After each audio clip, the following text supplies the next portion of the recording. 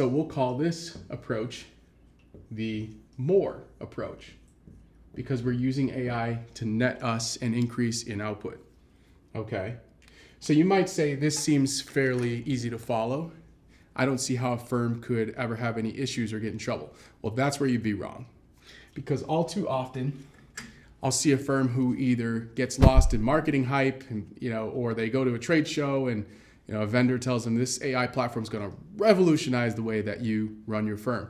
So rather than properly taking the time to identify the constraint that might exist in their legal services model, they go to the tool first, right? So just like in the first scenario, we have our AI platform, except when they look at the meaningful work that's required to generate the outputs that they need for their clients, you'll see that the AI functionality, the new functionality that the AI brought, actually falls squarely outside of the useful domain of the work that needs to be created. So all this is now wasteful energy expenditure because you don't get to capture this in this last step here.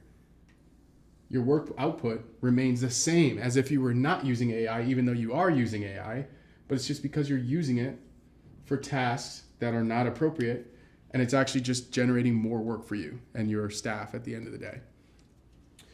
So ultimately, this all comes down to a firm will then be bad, this is supposed to say, a firm will then be disenchanted with AI, and then they become detractors, when really, if they would have taken the approach to first identify the constraints, then they would be a much better place.